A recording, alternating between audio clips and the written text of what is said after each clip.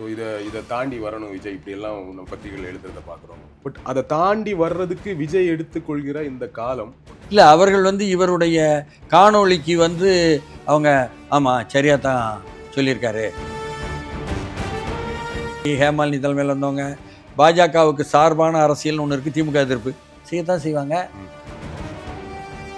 இவங்கெல்லாம் விஜயினுடைய ஏற்கனவே வாக்களிக்கிறோம் சொன்ன ஆதரவாளர்களா? இந்த இளைஞர்கள்லாம் மோட்டார் பைக்கில் போகக்கூடிய தன்மைகள் எல்லாம் சரியாக இல்லை.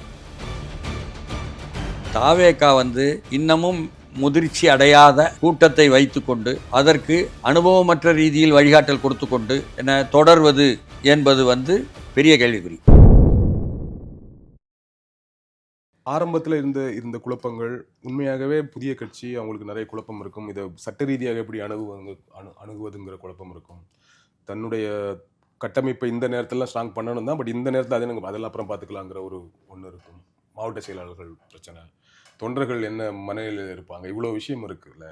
இதை தாண்டி இன்னைக்கு அந்த கட்சியோட 2ஆம் கட்ட தலைவராக கருதப்படுகிற ஆதவ் அர்ஜுன் அவர்கள், புசி ஆனந்த் அவர்கள், நிர்மல்குமார் அவர்கள் போன்றவர்கள் சொன்ன செய்திகளால் தான், அவர்கள் கொடுத்த அணுகுமுறையால் தான் இந்த மாதிரிலாம் அவர்கள் சொன்னதை கேட்டு நடந்ததால இந்த மாதிரி ஒரு பெரிய துயர நிகழ்வு நடந்துக்கிட்டது. ஸோ இதை தாண்டி வரணும் விஜய், இப்படியெல்லாம் நம்ம பத்திரிகைகள் எழுதுறதை பார்க்குறோம். ஜூனியர் விகடன், ரிப்போர்ட்டர் மாதிரியான பத்திரிகைகள் எழுதுறதெல்லாம் பார்க்குறோம். அவருடைய தந்தையை சந்தித்து பேசிகிட்டு இருக்காரு. அவர் நேரடியாக நீ போ, மக்களை பார்த்து பாதிக்கப்பட்ட மக்களை நேரடியாக போய் மன்னிப்பு கேட்கணும், இந்த மாதிரி சிஎம் சார் இப்படிலாம் சொல்லக்கூடாதுங்கிற மாதிரி அவர் பொதுப்படையான ஒரு அட்வைஸ் சொன்னதாகவும், அதற்கும் விஜய் பதில் சொல்லாத மாதிரி நம்ம நிறைய படிக்கிறது. இப்போ அந்த அன்றாட செய்திகளை படிக்கும்போது இவ்வளோ விஷயங்கள் தெரிய வருது. உண்மையாகவே நீங்கள் சொல்லுங்கள், இப்போ எல்லா கட்சியும் துவங்கும் போது புதிய கட்சி தான். எல்லாருமே இந்த மாதிரியான துயர நிகழ்வு இல்லைனாலும் ஒரு பொலிட்டிக்கலாக வரக்கூடிய ப்ரெஷர் எல்லாம் தாண்டி தான் வரணும். பட் அதை தாண்டி வர்றதுக்கு விஜய் எடுத்துக்கொள்கிற இந்த காலம் ஒன்று, இன்னொன்று அவருடைய அணுகுமுறை ஒன்று. அவர் அமைதியாகவே இருப்பது, அடுத்த கட்ட தலைவர்கள் தலைமறைவாகவே இருக்கிறதில்லை. இந்த அணுகுமுறை எந்த அளவுக்கு சரியாக இருக்கும்? இல்லை, இது சரியில்லை என்று சொல்லக்கூடியவர்கள், இது அவர் மாற்றிக்கணும்னு சொல்லக்கூடியவர்கள், அவர் இப்படி செய்ய வேண்டும் என்ற ஆலோசனை நல்குபவர்கள், இவங்கெல்லாம் விஜயினுடைய ஏற்கனவே வாக்களிக்கிறோம் சொன்ன ஆதரவாளர்களா? தெரியல நமக்கு. அது இல்லை, நீங்க ஆரம்பத்தில் சொன்ன மாதிரி இல்லை, வாக்கு சத்தம் அதிகமாக இருக்கும். இல்லை, அது வேறு. அதாவது விஜயை ஆதரிக்கிறோம்னு சொல்லக்கூடிய இளைய தலைமுறையினர் அப்படியே இருக்காங்க, என்ன சொன்னாலும் ஏற்றுக்கிறாங்க. அவர் கொடுத்த அந்த சிறியதொரு காணொளி கொடுத்தார பதில்னு, அது கூட வருத்தப்பட்டு இவ்வளவு தூரம் சொல்லியிருக்காரு அப்படின்னு சொல்லி போட்டு அதையும் கூட அங்கீகரிக்காங்க. ஓகே, பிரச்சனையே எந்த யதார்த்தத்தை நாம் அங்கீகரிக்காமல் இருக்கிறோம் என்பதுதான். இன்று தமிழ்நாட்டில் மட்டுமல்ல, இந்தியாவில் மட்டுமல்ல, உலகமெங்கும் இளைய தலைமுறை என்ற டிஜிட்டல் இளைய தலைமுறை ஒன்று தோன்றியிருக்கிறது என்பதையும், அவர்கள் வித்தியாசமாக பிரச்சனைகளை பார்க்கிறார்கள் என்பதையும், அவர்களுக்கு கூகுள் ஆண்டவர் மட்டும்தான் வழிகாட்டல் என்பதையும், கூகுள் ஆண்டவரைத்தான் நாங்கள் தொழுகிறோம், வீட்டில் உள்ள அப்பா அம்மா சொன்னதை கூட என்னை ஏற்றுக்கொள்ளவில்லை என்பதாகவும் ஒரு மனோநிலை இருக்கிறது என்பதை, அது மனோநிலை சரியாக தப்பா அப்புறம் அது வேறு டிஸ்கஷன். அந்த மனோநிலை இருக்கிறது என்பதை அங்கீகரிக்கிறோமா என்பது தான் பிரச்சனை. அங்கீகரித்தா தான் ஒரு இஷ்யூவை டீல் பண்ண முடியும். அதாவது அந்த இளைஞர்கள் அங்கே மட்டுமா அந்த இளைஞர்கள் அப்படி இருக்காங்க? அவர்கள் நேபாளத்தில் போய் நடத்தியதும் அது மாதிரி இளைஞர்கள் தான் பண்ணாங்க. சரி, இங்கே ஏதோ ஒன்றும் தப்பாக நடக்காமல் நல்லா நடந்து போச்சு. 2017 ஜல்லிக்கட்டு மெரினால் நடக்கும்போது அந்த இளைஞர்கள் தான் முன்னெடுத்தாங்க. சரி, மோட்டர் பைக்கில் சர்கர்னு போகிறாங்கங்க. இந்த இளைஞர்கள்லாம் மோட்டர் பைக்கில் போகக்கூடிய தன்மைகள் எல்லாம் சரியாக இல்லை. ஒருத்தர் அதில் இறந்துடுறாரு, உடனடியாக எல்லாரும் போய் கூடிடுறாங்க. நண்பர்கள் எல்லாம் மச்சின்னு அவங்க பாஷையில் பேசிட்டு கூடிடுறாங்க. கூடிட்டு அவருடைய அடக்கம் முடிச்சுட்டு வெளியே வரும்போது ஸ்வயின்னு மறுபடியும் போகிறான். அப்போது அவனுடைய மனோநிலையை நாம் புரிந்து கொள்வது, அப்படி ஒரு பெரும் கூட்டத்தை நாம் உலகம் பூரா சந்திக்கிறோம், அவர்களை எப்படி கையாள்வது, அவர்களை எப்படி அணுகுவது என்பதை எல்லோரும் கற்றுக்கொள்ள வேண்டிய நிலையில் இருக்கிறோம். அவருடைய அணுகுமுறை சரியா தப்பா நீங்கள் சொல்கிறபடி அந்த மக்களை எப்படி அணுகுவது என்பது இல்லை, அந்த அணுகுமுறை சரியா இல்லை. ஏன்னா ஒரு மரண வீட்டுக்கு போயிட்டு திரும்ப அப்படி தான் போகிறாங்கிறத அணுகுமுறை பெரிய அளவு தப்புன்னு புரிஞ்சுக்கிறீங்க. இப்போ அந்த அணுகுமுறையை நம்ம புரிஞ்சுக்கணுமா? அப்போ அவங்களோட அணுகுமுறை அவங்கள ஆமாம், அதை எப்படி சரி பண்ணுறது? ஒரு அரசாங்கம் இப்படி நம்மை விட அதிகமாக புரிந்து கொள்ளணும். புரிந்து கொண்டு அவங்கள சீன்ற மாதிரி அணுகாமல் ஏன்னா அவங்களுக்கு வந்து புரிய போகிறதே இல்லை. அவங்களுக்கெல்லாம் வந்து ரொம்ப பெரிய விஷயமாக கருத போகிறதில்ல. நாம் எதையெல்லாம் பெரிய விஷயமாக முதியவர்கள் நினைத்தோமோ அதை இந்த இளைய தலைமுறை ஏற்கலை. எந்த கல்லூரிக்கு போனாலும், பெண்கள் கல்லூரிக்கு போனாலும் எல்லாரும் விஜய் அண்ணாங்காங்க. அப்போ யதார்த்தத்தை நம்ம புரிஞ்சுக்கிட்டு இது வந்து எப்படி கையாளணும்னு நாமே அதை வந்து இன்னும் பயிற்சி பெறாமல் கையாளுவதில் வெற்றி பெறாமல் இருக்கும் பொழுது இவர்களை அப்படியே வந்துட போகிறாங்கன்னு நம்பி வரல விஜய் இல்லையா? அவர் வந்து ஆரம்பித்தார், இவர்கள் வந்துட்டாங்க. இந்த இளைய தலைமுறை தான் விஜயை பயன்படுத்துது. தான் ஒரு மாற்றம் வேணும் என்ற எண்ணத்தில் மட்டும்தான் வந்திருக்காங்க. ஆனால் அவர்கள்ட்ட இந்த எல்லா விதமான சிக்கலும் இருக்குது. இந்த சிக்கலானவர்களை கையாள்வது என்பதில் அவர் மட்டும் தேர்ந்துருவாருன்னு நம்ம எதிர்பார்க்க முடியாது. அவருக்கு திரைத்துறையிலிருந்து வந்ததனால் என்னது பரவலாக தெரியுதுன்னு சொன்னால், ஒன்றை எப்படி நல்லா பார்த்து நிதானித்து என்ன பயன்படுத்தி தயார் செய்து அதற்கப்புறம் அதற்கு பயிற்சி எடுத்து பிறகு வெளியே கொண்டாடணும்லாம் தெரியுது. இது தெரியுதே தவிர இந்த வந்திருக்கக்கூடிய இளைஞர்கள் அவங்களுடைய கொஞ்சம் கண்ணா பின்னாத்தனத்தை எப்படி கையாள்வது என்பது அவருக்கும் அனுபவம் கிடையாது. அவர் பார்த்தது சினிமாவில் வரும் கும்பல். டைரக்டர் வந்து ஆஃப் அப்படின்னு ஒன்று எல்லோரும் நின்றுவாங்க, அதுதான் பார்த்தாரு. அதில் நடந்த டெத்து அதுதான் பார்த்தாரு. அதில் நடந்த சண்டை காட்சி உடனே இது நிறுத்து அப்படின்னு சொன்னோடனே நிறுத்திடுவாங்க. இதைத்தான் பார்த்தாரு. அதனால் இதில் ரியல் லைஃப்பில் பார்க்கும்பொழுது அவருக்கும் அதிர்ச்சியாக தானே இருக்கும். அதனால் அவருமே கூட அந்த விஷயத்தில் இருந்து அடுத்து பக்குவப்பட்டு வர வேண்டிய நிலையில் இருக்காங்க. இப்போ கூட வந்தவங்களாம் அப்படி இருக்காங்களா? அவங்களுக்கும் அரசியல் அனுபவம் இல்லை. இப்படித்தான் இருக்குது. ஸோ நம்ம அவங்களே இதை எக்ஸ்கியூஸ் பண்ணணும்னு சொல்ல வரீங்களா? எக்ஸ்கியூஸும் பண்ண வேண்டாம், நீங்கள் அக்யூஸும் பண்ண வேண்டாம். நீங்கள் முதல்ல இப்படி ஒரு யதார்த்தம் இருக்குன்னு அங்கீகரிங்க.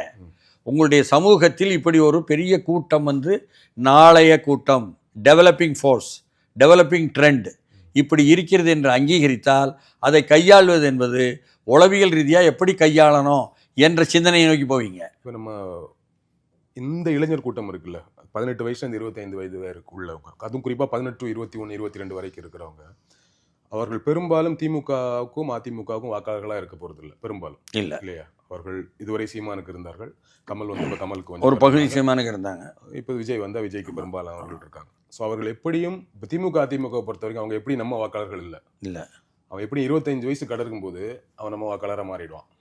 30 வயசு ஆகும்போது ரெண்டு பக்கமாக பிரிஞ்சிடும், அதிமுக கொஞ்சம் திமுக கொஞ்சம் பிரிஞ்சிருவாங்கிற மனநிலையில் தானே அவங்க இருப்பாங்க இல்லையா? அவர்கள் அப்படி இல்லைன்னு சொல்ல முடியாது. அவர்கள் எதுக்கு இவங்களை கையாளணும்? எப்படி சீமான் பக்கம் இருக்கிறவங்க திமுக எங்க சமூகத்தின் மீது அக்கறை இருக்குமானால் நாம் தலைமுறைக்காகத்தான் இருக்கிறோம், அடுத்த தேர்தலுக்காக இல்லைன்னு அடிக்கடி பேசுறோம். இதை எப்படி உண்மையா இருக்குமானால் இதை எப்படி கையாளணும்? அரசு இதை எப்படி கையாள முடியும்? அது அரசு மட்டும் இல்லை, இருபெரும் கட்சிகளே சொல்றேன். அதுதான் இப்போ எஸ்ஓபி வருது சொல்கிறாங்களே. நம்ம முதல்வரே சொல்கிறாரு, தமிழ்நாட்டில் இருந்து உருவாகக்கூடிய இந்த ஸ்டாண்டர்டு என்ன இது எப்படி கையாளுவது என்ற எஸ்ஓபி வந்து இந்தியா துணைக்கண்டத்துக்கே ஒரு முன்னுதாரணமாக இருக்கும்னு சொல்கிறார் இல்லையா? அப்போது இப்படிப்பட்டவர்களையும் எப்படி கையாள்வது? அது இப்போதைக்கு என்ன போடுறாங்க, என்ன தெருக்களுக்குள் நகருக்குள் இல்லாமல் வெளியே மைதானங்களில் எல்லாம் கூட்டத்தை கூட்ட வேண்டும், எல்லா பொதுக்கூட்டம் அப்படி இப்படின்லாம் போடுறாங்க காரணங்களோட. அது என்னமோ முழுமையாக இன்னும் வரலாம். அப்படி வரும்பொழுது அதுதான் என்ன அணுகுவது, இவர்களை எப்படி அணுகுவது என்பது ஒரு பெரிய விஷயம், அது ஒரு கலை. அப்படி வந்து அந்த கலையில் இதில் வந்து மாற்றுறது யாருன்னா பெண்களும், அதில் ஈர்க்கப்பட்டு வர்ற பெண்களும் குழந்தைகளுடன் வரக்கூடிய தாய்மாரும் மாட்டுறாங்க. அதுதான் நமக்கு வந்து தாங்க முடியாத, தாங்கொன்னா துயரமாக இருக்குது. இந்த அளவுக்கு இதை வந்து ஒரு சோஷியலாக சைக்கலாஜிக்கலாக ஒரு சயின்டிஃபிக் அப்ரோச் என்பது தேவையே தவிர வெறும் சட்ட ரீதியான நடைமுறைகள் மூலம் மட்டுமே என்ன வழக்கு போடுவது பிடிச்சு போடுவது என்பது மட்டுமே தீர்க்குமா? விஜய்க்குமே இது புதுசு தான், இவங்களை அணுகுவது. அவங்க சினிமாலேருந்து வந்திருக்கிறாங்க, இந்த மாதிரியான ஒரு விஷயம் தமிழக அரசியலுக்கே புதுசு. பிரச்சாரத்தில் இப்படி ஒன்று நடக்கிறது உலகம் பூரான்ற நான் உலகம் பூரா இருக்கக்கூடிய சூழல் இது பிரச்சனை. விஜய் கட்சி ஆரம்பிச்சு இவ்வளோ நாளுக்குள்ள இப்படி ஒரு சம்பவத்தை அவர் கண்டிப்பாக எதிர்பார்த்திருக்க மாட்டாங்க. இந்த ஒரு மைண்ட் செட்டில் இருக்கட்டும். அவர் எல்லா அரசியல் தலைவர்களுமே துவக்கத்தில் பேசினது இல்லை, அவர் புதுசு ஷாக் ஆகிருப்பார், அந்த அரசியல் மீள்வதுக்கு டைம் இருக்கும், ஸோ ஆனால் அதை ஹேண்டில் பண்ண முடியாமல் இருந்திருக்குங்கிற ஒரு சாஃப்ட் கார்னரோட தான் அவர் அணுகியிருந்தாங்க. பட் அது அடுத்து ஒரு போட்ட வீடியோவில் கொஞ்சம் என்ன குறைந்தபட்சம் பொறுப்பு ஏற்றுக்கல, மன்னிப்பு கேட்டுக்கல, வருத்தம் தெரிவிக்கலைங்கிறது ஒன்று. இன்னொன்று, அதை தாண்டி இவ்வளோ நாட்கள் ஆகியும் இப்படியே தொடர்வது இருக்குல்ல, அந்த எக்ஸ்கியூஸ் பண்ற மனநிலை எல்லாம் எல்லாருக்கும் இருக்கு. ஓகே, புதுசுங்கிறது எல்லாம் அந்த யதார்த்தத்தை எல்லாரும் புரிஞ்சுக்கிட்டா கூட அதை தாண்டி இவ்வளவு நாட்களாக மௌனமாகவே இருப்பது இல்லையா? ஏதோ அவர் வந்து அடுத்த வாரம் போறாரு, அங்கே போவதற்காக அனுமதி கேட்டிருக்கிறாரு, போய் வந்து தான் அவர் டிஸ்ட்ரிபியூட் பண்ண போறாரு என்பதெல்லாம் வந்துகிட்டே இல்ல. இருக்கு. அனுமதி கேட்டதா தகவல் வந்துச்சு. ஆனா அந்த கடந்த கோர்ட்ல அந்த நேரத்துல அப்படி ஒரு அனுமதியோ எந்த அவங்க தரப்பு எதுவுமே அதை பத்தி இல்லை, கோர்ட்டில் கேட்கல. இப்போ முதல்ல டிஜிபி அலுவலகத்தில் கேட்க முடியும், அல்லது அங்கே உள்ள இருக்கக்கூடிய கரூர் காவல்துறையிட்ட தான் கேட்க முடியும். அதை அனுமதி கேட்டிருக்கிறோம் என்பதாகத்தான் வந்துக்கிட்டு இருக்கு.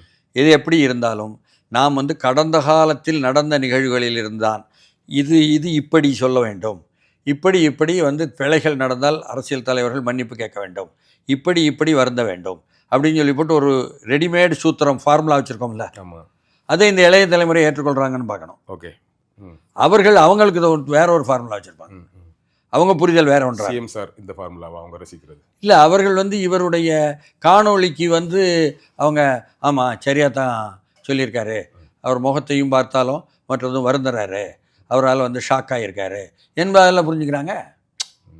அவர்கள் எப்படி புரிந்தார்கள் என்று நாம் கற்றுக்கொள்ள வேண்டும்ங்க. நாம் ஏற்கனவே உள்ள எல்லாமே தயாரிக்கப்பட்ட இப்படி இப்போ பூவே உனக்காக படத்தை கிளைமாக்ஸில் இப்படி தான் வருந்துவார், காவலன் படத்தில் அசின் கிட்ட பேசும் இப்படி தான் வருந்துவார், கிட்டத்தட்ட அதே பாடி லாங்குவேஜ் தான் இருக்கிறாரு. ஸோ அப்போ உண்மையாகவே வருந்துறாருன்னு நம்புறாங்களோ? அப்படி தான் பார்ப்பாங்க. Okay okay. எம்ஜிஆர் இப்படி பார்ப்பதுனால தானே அண்ணா வந்து எம்ஜிஆர் நீ முகத்தை காட்டு ராமச்சந்திரான்னு சொன்னாரே. Okay okay. கொஞ்சம் நடுவில் கத்தி மாதிரி பேசுறாரு. ஸோ அப்போ அவருக்கு மாசை விட மாட்டுறாரு, தைரியமாக தான் இருக்குது, ஹீரோ தான் அப்படிங்கிறதே நம்புறாங்க. அப்படித்தாங்க நம்புவாங்க. நீங்கள் திரையில் உள்ள ஹீரோவை என்ன நிஜ ஹீரோவாக ஏற்றுக்கொள்ளும் பொழுது இது எம்ஜிஆர் காலத்திலிருந்து இருக்கக்கூடிய விஷயம் தானே. அவரோட முன்னேற்ற கழகத்தின் வளர்ச்சி அதை ஒட்டித்தானே வந்தது. அதையும் நாம் பின்னால் தெரியும். இளைஞர்கள் அப்படி தான் சார் இருப்பாங்க. ஏன்னா கண்டிப்பாக நம்ம சொன்ன மாதிரி அவங்க சினிமா பார்த்து வளர்ந்தவர்கள் தான். விஜயை ஹீரோவை மட்டும்தான் பார்ப்பாங்க. நான் கேட்பது விஜயின் செயல்பாடு தான் கேட்குறேன். நாளாகிட்டே இருக்க 12 நாள் கடந்துட்டோம், இன்னும் அப்படியே இருப்பது தலைமுறை எவ்வளவு மாற்றத்திற்குள்ளாக இருக்கிறார் என்பது தான் வரப்போகிற காலத்தில் தெரிய போகுது. இல்லை போக போகிறாருங்கிறாங்க என்ன, அதனால அப்போ தெரிய போகுது. அதனால் முழுமையாக ஏங்க மாறலைன்னு வைங்க, அதாவது சூழலுக்கு தகுந்தாற்போல் மாறி அனைத்து மக்களுடைய அங்கீகாரத்தை பெறாமல் இருந்தார்னு வைங்க, தோற்று போகிறாரு. மாறிட்டாருன்னா வெற்றி அடைய போகிறாரு. நாம் வந்து ரொம்ப அதிக அக்கறையா ஐயோ அவர் தோற்று போயிடக்கூடாதுன்னு கவலைப்படுறோமா, அது நமக்கு தெரியல. எதிர் முகாமில் இருந்து ஐயோ விஜய் தோற்று போயிடறாரு, இப்படிலாம் செய்யலாமா, நீங்கள் இதெல்லாம் செய்யணும் அதையெல்லாம் செய்யணும் அப்படின்னு சொல்வது தான் நமக்கு வழங்க மாட்டேங்க. பட் நீங்கள் அதில் 2 சார்பிலையும் ஒரு அரசியல் இருந்தா கூட யதார்த்தமா சொல்லுங்க, ஒரு கட்சி தலைவர் புதுசா ஆரம்பிச்சிருக்காரு, இப்படி ஒரு பெரும் சோகம் நடந்திருக்கு, அதற்கு அவர் வெளியிட்ட காணொலியை தாண்டி இப்படி கிட்டத்தட்ட சைலண்ட் மோட்ல இருக்கிறது ரொம்ப தமிழக அரசியல் புதுசா இருக்கு. நீங்க சொன்ன மாதிரி ரெடிமேட் சூத்திரம் வேணாம், நியாயம் அநியாயம்னு எதை வைத்து தீர்மானிக்கிறீர்கள் என்பதுதான் எனக்கு பிரச்சனை. மறுபடியும் ஓகே, எதை வைத்து தீர்மானிக்கணும்? இதுவரை வந்து தேர்தல் அரசியல் ஈடுபடும் கட்சிகள் பணம் கொடுப்பதும் வாக்காளர்கள் பணம் வாங்குவதும் ஒரு பழக்கமாகவும் வழக்கமாகவும் நியாயமாகவும் ஆகிப்போச்சா? அதுதான் நியாயமா? இல்லை, அது நியாயம் இல்லைன்னு யாரும் பேச மாட்டேங்கம்மா. ஆனால் அதே சமயம் பணமே கொடுக்காமல் வாக்காளர்களுக்கு 8 விழுக்காடு வாக்கு வாங்கி அங்கீகாரம் வாங்கிட்டாரா இல்லையா சீமான்? அதை யாராவது உண்மையாக அங்கீகரித்து பாராட்டுறோமா? பாராட்டுறோமே, அவர் தொடர்ச்சி இருக்கிறாரு. சரி, ரைட்டு. என்ன அப்போ வேறுபட்டு நிற்பது என்று ஒன்று நடந்திருக்குல்ல, இதே ஊரில் தானே, இதே தமிழ்நாட்டில் தானே. சரி, அதே மாதிரி ஆட்களை பணம் கொடுத்து தான் கூட்டிகிட்டு வருவது என்பதையும் அவங்க வேலைக்கு போகணும்ல. அப்போ வேலைக்கு போகிறவங்களுக்கு அந்த வேலைக்கு போகிறது வந்து பணம் வேணும்ல, கூட்டத்துக்கு வந்தாங்கன்னா அதனால தானே கொடுக்கும் என்று சொல்லி என்ன திமுக பெரிய கட்சிகள்லாம் சொல்லும் பொழுது அதுலேயும் ஒரு நியாயம் தானே என்ன என்று சொல்லி கொண்டிருந்தவர்களும் உண்டா இல்லையா? அப்பொழுது எந்த பணமும் கொடுக்காமல் வருகிறார்கள் விஜய்க்கு என்பது மாற்றம் ஒன்று தானே. இப்படி மாறி வரும் பொழுது இருக்கக்கூடிய கோளாறுகள், டிமெரிட்ஸ் என்று சொல்லக்கூடிய என்ன தவறுகள் என்பது நிகழத்தான் செய்கிறது என்பது அடுத்த கட்டம் வருவதற்குள்ள என்ன காரணங்களாக தளங்களாக இருக்கும், அல்லது இருக்கட்டும், அல்லது இருக்கவில்லை என்றால் அது காணாமல் போகும். அரசியல் செயல்பாடு குறித்து நீங்க பேசுறீங்க. அரசியல் யூஸ்வலா இங்க இருக்கக்கூடிய பெரிய பார்ட்டிஸ் வச்சிருக்க அரசியல் செயல்பாடு, அதில் இருக்கக்கூடிய பிள்ளைகள், அதுல இருந்து மாறி நின்று கூட சீமான் இன்னைக்கு இந்த இடத்த வந்திருக்கிறாரு. ஸோ அந்த மாதிரி காசெல்லாம் கொடுக்காம கூட விஜய்க்கு கூட்டம் வருவது என்பது அரசியல்ல கள செயல்பாடா இருக்கு. இப்போ நான் கேட்பது ஒரு இஷ்யூ, ஒரு பெரும் துயர் நிகழ்ந்திருக்கு, அந்த செயல்பாடுக்கும் இந்த செயல்பாடை நம்ம தொடர்புபடுத்தி பார்க்கக்கூடாதுன்னு நினைக்கிறேன். கூடாதுங்க. இது வந்து மாபெரும் துயரங்க, இது வித்தியாசமான விஷயங்க, இவ்வளோ பேர் கொல்லப்பட்டிருக்காங்கங்க, அது நிச்சயமாக வந்து கவனத்தில் எடுத்தே ஆகணுங்க. இதற்கு பேர் என்னங்க? ஒட்டு மொத்தத்தில் உலகம் பூரா இருக்கக்கூடிய மனித உரிமை மீறல் என்று சொல்லக்கூடிய ஒரு விஷயம் தாங்க இது. உலகம் பூரா மனித உரிமை மீறலுக்கு எதிராக என்று 1948ஆம் ஆண்டு ஐநா சபையினால் தீர்மானிக்கப்பட்ட ஒன்று வந்து universal declaration of human rights ஒன்று வருதுங்க. பிரபஞ்சம் தழுவிய நாடுகளில், அரசாங்கங்களில் பிரபஞ்சம் தழுவிய மனித உரிமை அறிவிக்கை என்று வருது. அதில் என்ன தெரியுமா வருது? அரசு நடத்தும் மனித உரிமை மீறல்கள், அரசு சார்பு மனித உரிமை மீறல்கள், அரசு சாரா மனித உரிமை மீறல்கள் என்பது வருது. அப்போ இதில் ஆர்கனைஸ்டு இது மீறல்கள், அன்ஆர்கனைஸ்டு மீறல்கள் என்பதாக கூட பிரிச்சுக்கலாம். அப்படி பார்க்கும் பொழுது அரசு தரப்பில் இருந்து சட்ட ரீதியாக கையாளாமல் இருக்கக்கூடிய விஷயங்கள் வருமானால் அது வந்து விவாதிக்கப்பட வேண்டும் என்று அறிவுஜீவி சமூகம் எங்களோடு தான் நினைக்குதா. இப்பொழுது நடந்து போச்சு, மிகவும் பெரிய துயரம். நடந்த பிறகு மருத்துவமனையில் அவங்களே என்ன சொல்கிறாங்க, எங்களுக்கெல்லாம் சொல்லிவிட்டாங்க, வந்து பார்த்தோம், ஒரு அம்மா சொல்லுது எங்கள் மாமியார் தான் முகம் பார்த்தோம். அப்போ உடனடியாக என்ன செஞ்சாங்க, போஸ்ட்மார்ட்டம் ரிப்போர்ட் எங்களுக்கு கொடுக்கல. ஆனால் அதே சமயம் ஒரு சீட்டை கொடுத்து நீங்கள் போய் கிரிமேஷன் கிரவுண்டில் 3 மணிக்கு எரிச்சிருக்கேன்னு சொல்கிறாங்க. அவங்களுக்கு அடுத்தவங்களுக்கு 3:15 எரிச்சிருக்கேன், அவங்களுக்கு 3:30 எடுத்தவங்க இப்படி கொடுத்தாங்க.